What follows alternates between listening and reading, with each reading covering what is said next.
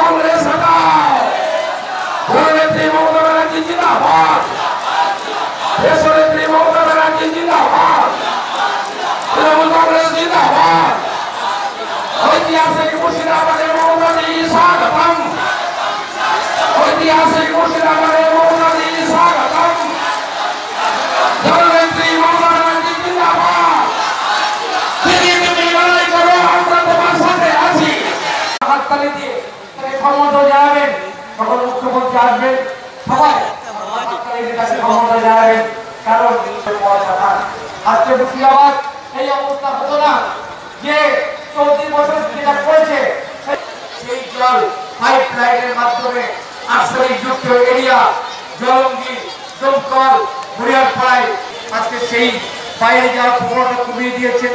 আপনাকে জানেন, যিনি কৃষক বন্ধুর মাধ্যমে বছরে 5,000 টাকা দিয়ে কৃষককে সুপার স্পেশালিটি হসপিটাল তৈরি করে কলকাতার মতো চিকিৎসার মান আজকে মুর্শিদাবাদে করেছেন আমাদের প্রিয় নেত্রী মুখ্যমন্ত্রী মমতা ব্যানার্জি। আপনাকে জানেন, মেডিকেল কলেজ মালিক আছেন, যিনি করেছেন, তার নাম মমতা বন্দ্যোপাধ্যায়। একটু সময়ের মধ্যে তিনি এগিয়ে যাবেন, আপনারা সবাই আপনার তার মুক্তি রক্ষার জন্য অপেক্ষা করবেন। এবার আমি এখানে বক্তব্য রাখার জন্য আমাদের বেড়া টাউন সভাপতি সুভাষ ব্যানার্জি অনুরোধ করছি।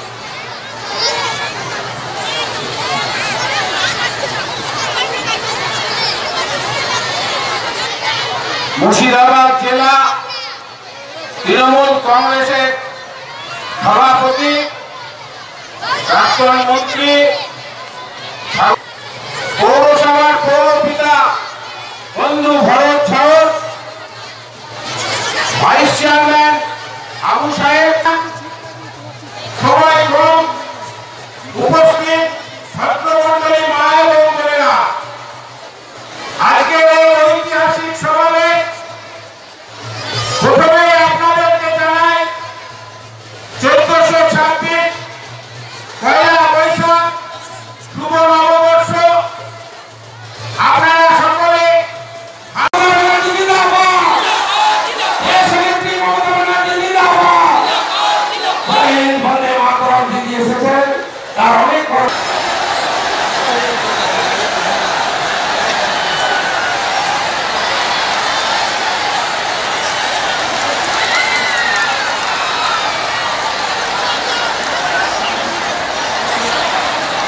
আমাদের নেত্রী এসে বলতেছেন, উপেক্ষা করে লোকসভার বেঙ্গালার মানুষকে, রেজিনগরের মানুষকে, নওগাঁর মানুষকে বিনীতভাবে বলবো যে আপনারা বিগত নির্বাচনগুলিতে আমাদের নেত্রীকে লোকসভা বা বিধানসভার ভোটে আমাদের দলকে সেভাবে বিপুলভাবে যুক্ত করেননি। 2016 সালে বিধানসভার ভোটে যে সিপিএম এর হাতে বেলডাঙ্গা, শক্তিপুর, রেজিনগর, দমকল, জলঙ্গি হাজার হাজার মানুষ খুন হয়েছিল, সেই সিপিএম এর সঙ্গে প্রতিদিন আরএসএস এর নেতাদের সাথে, আপনারা জানেন বাংলায় আরএসএস দুটো জায়গায় বিজেপি কংগ্রেসের হয়ে কাজ করছে। কোথায় কোথায়? জঙ্গিপুরে প্রণব মুখার্জি গিয়েছিল আরএসএস এর অফিসে, জঙ্গিপুরে, আর হচ্ছে বহরমপুরে অধীর চৌধুরী হয়ে কাজ করছে আরএসএস। এটা জেনে রাখুন, এটা সত্যি কথা, এটা সত্যি কথা, এটা সত্যি কথা।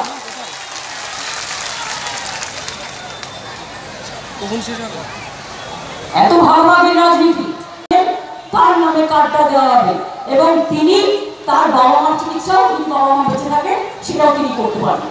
এগুলো আমাদের সরকার করেছে। কন্যাশ্রী রূপশ্রী, সংখ্যালঘুদের স্কলারশিপ কত দিয়েছে জানেন? 2 কোটির ওপর। শিক্ষাশ্রী, দলিত শ্রেণী কত দেওয়া হয়েছে। এমনকি ছাত্রছাত্রী, জেনারেল ভাই বোনেরা স্বামী বিবেকানন্দ স্কলারশিপ করে দিয়েছে। আজকে মেয়েরা, গরিব মেয়ে বিয়ে না হলে 25,000 টাকা গভর্নমেন্ট দেয়। কন্যাশ্রীতে বিরোধিতা করেছে আমাদের তৃণমূল কংগ্রেস পার্টি প্রতিদিন পার্লামেন্টে, আপনারা দেখেছেন। প্রতিদিন দ্রব্যমূল্য বৃদ্ধি থেকে শুরু করে, গ্যাসের দাম বাড়া থেকে শুরু করে, এনআরসি থেকে শুরু করে, সিটিএনসি অ্যামেন্ডমেন্ট থেকে শুরু করে, কৃষক হত্যা থেকে শুরু করে,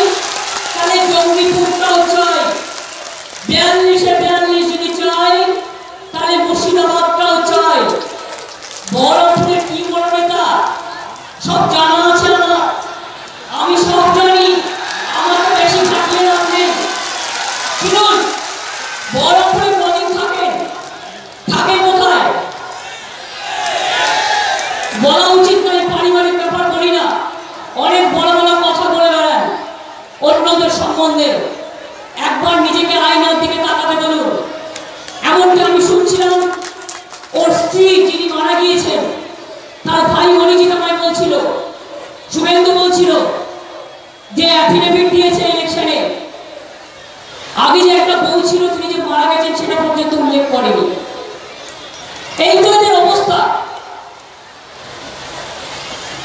আমি জোড়া মারার থেকে শুরু করে সব ঘটনা জানি। দেবেন না তো, কংগ্রেসকে না তো, সিপিএমকে না তো, সব ভোট এক জায়গায়, তৃণমূলে জোড়া ফুলে। তাহলে জিতবে কারা? জিতবে কারা? জিতবে কারা? জিতবে কারা? মা বোনেরা, শ্রমিক কৃষক, ছাত্র যুবক, নতুন ভোটার, নতুন ভোটার, দলিত আদিবাসীরা, তপশিলীরা, সংখ্যালঘু, হিন্দু বোনেরা, শিখ খ্রিস্টান, আমরা সবাই, আমরা সবাই, আমরা সবাই আপনাদের প্রার্থী অপূর্ব বিধানসভার এমএলসি পদত্যাগ করে চলে এসছে কংগ্রেসের বিরুদ্ধে প্রতিবাদ করে যে তোমরা বিজেপি আর সিপিএম এর সাথে গাঁটছড়া বেঁধে ইলেকশন করো। আমরা চাই সঠিক অর্থে বিজেপিকে হারাতে। তাই ডেভিড মানে অপূর্বকে কাজের লোক ভোট দিন। ও অন্তত খুন খারাপই করবে না, ভয় দেখাবে না, এবং জীবনে কোনোদিনও হারেনি। এবারও মা বোনেরা ওকে হারাবেন না প্লিজ। ভাই বোনেরা প্লিজ, আমার জ্যাঠা কাকা ভাই বোনেরা, শ্রদ্ধেয় যারা বড়রা আছেন, ছোটরা আছেন, শ্রমিক কৃষক আছেন, ডেভিডকে ভোটটা দেবেন তো? ডেভিড যদি ভোটে যেতে আপনারা বহরমপুরে যা চাইবেন আমি দেবো। ঠিক আছে, থ্যাংক ইউ। যদি না চান জোরে বলুন না। এখানে বিজেপির বন্ধু কংগ্রেসকে কি ভোট দিতে চান? ভোট দিয়ে ভোটটা ভাগ করবেন না দয়া করে। মনে রাখবেন, কংগ্রেস এবার বহরমপুরে জিতবে না, জলঙ্গিতেও জিতবে, জঙ্গিপুরেও জিতবে না, মুর্শিদাবাদেও জিতবে না, মালদাতেও জিতবে না, দিনাজপুরেও জিতবে না, জলপাইগুড়িতেও জিতবে না, একটা সিটও পাবে না। সিপিএমও একটা সিটও পাবে না। আর বিজেপি যাতে একটা সিটও না পায় সেই জন্য ভোটটা তৃণমূলকে দিতে বলছি, যাতে 42-42 হয়। चौकीदार क्या है? अरे जोर से बोलिए, अरे जोर से बोलिए। चौकीदार क्या है? माँ बोलेगा जोर बोलूं, चौकीदार क्या है? अरे माँ बोलेगा बड़ा तो बड़ो, माँ बोलेगा चित्कार ना करने की भाई किचु, ছেলে মেয়েরা রাগারাগি করলে কিরকম জোরে চিৎকার করে। চৌকিদার क्या है?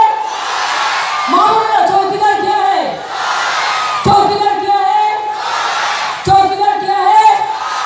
चौकीदार क्या है? चौकीदार क्या है? एबार हम बोलो चौकीदार झूठा है। चौकीदार क्या है?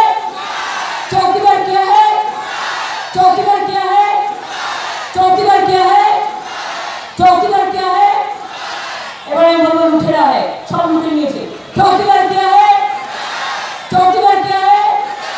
चौकीदार क्या है? যে মানুষটা 5 বছর ধরে দেশকে লুটে নিয়েছে আর ভয় দেখে কেউ প্রতিবাদ করলে নয় সিবিআই পাঠিয়ে দিয়েছে, নয় ইডি পাঠিয়ে দিয়েছে। এই অধিককে জিজ্ঞেস করুন। বাবার না, দুই পাশে দুই কলা গাছ, মধ্যখানে অধীর রাজ, দুই পাশে, এক পাশে বাম আর এক পাশে রাম, আর মধ্যখানে শ্যামবাবু, জগাই মালাই গগাই।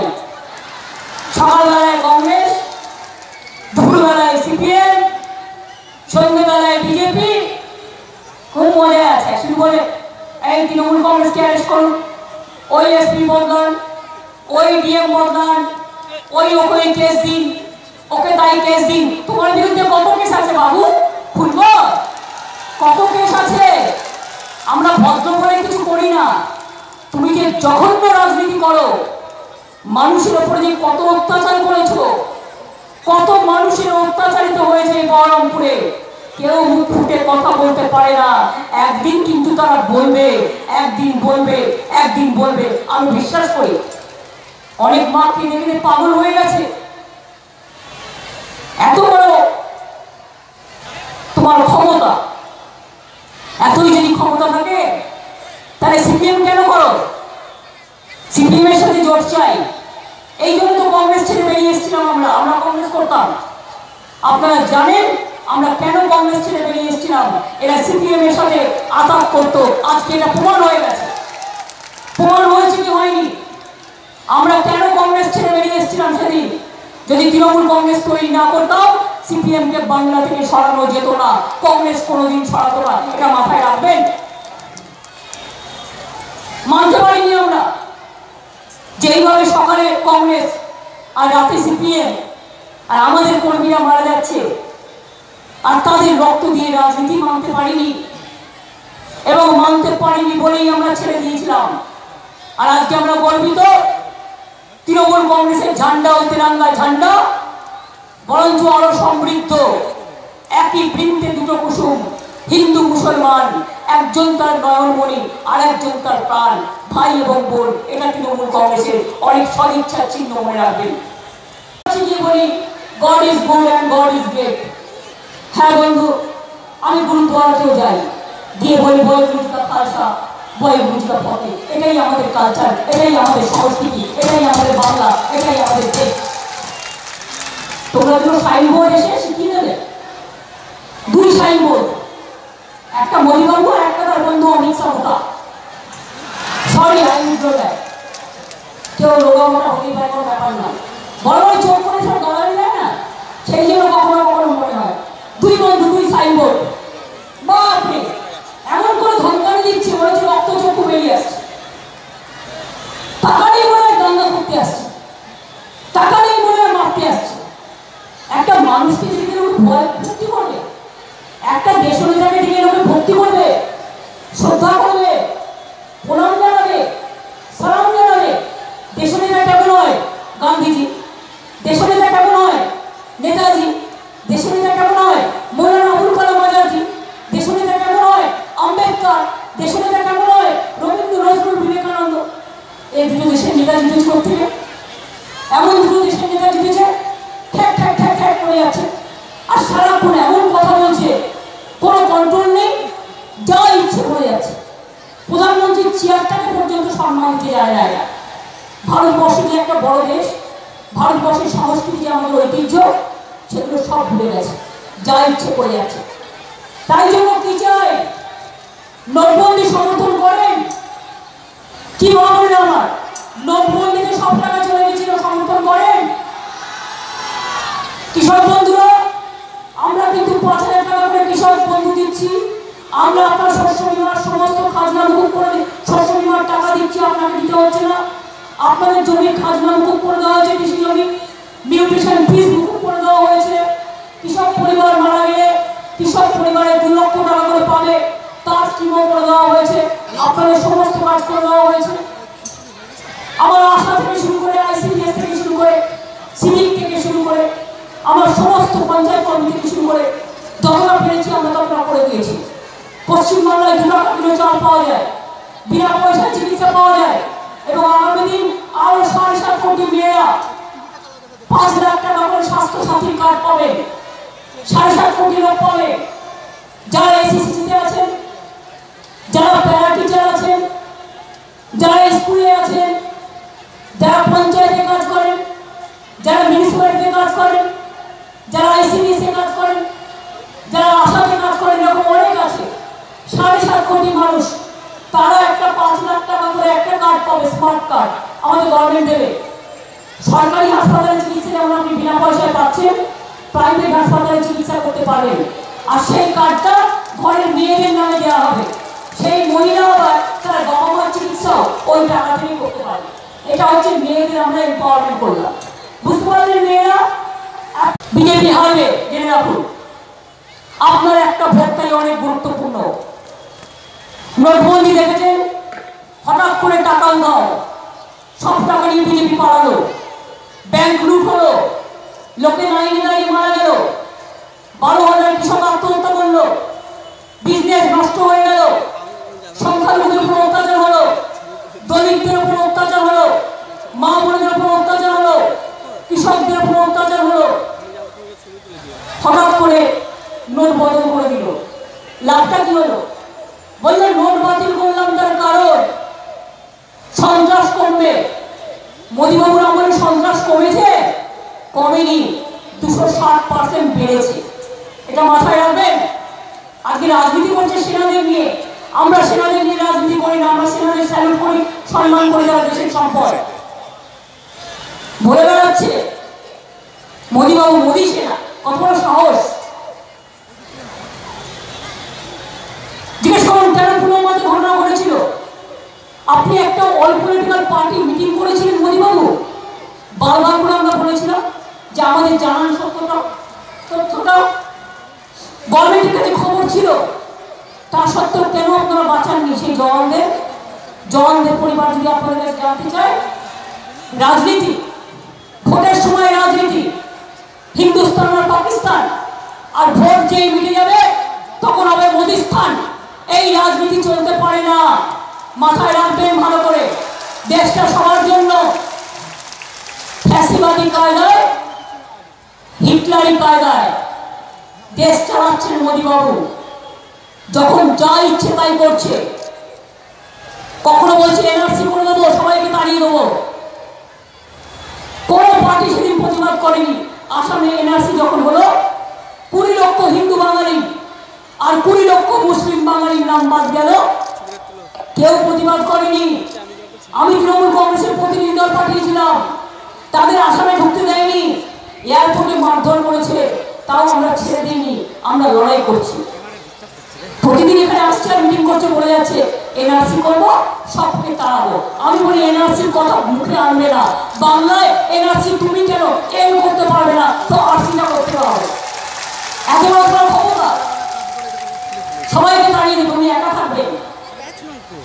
লাট সাহেব জমিদার, ফিউডাল ল্যান্ডলর্ড, মানুষের কোনো দাম নেই। আর কি বলছে সিটিজেনশিপ অ্যামেন্ডমেন্ট অ্যাক্ট, নাগরিকত্ব দেবে। কিসের নাগরিক? আমরা তো অলরেডি নাগরিক।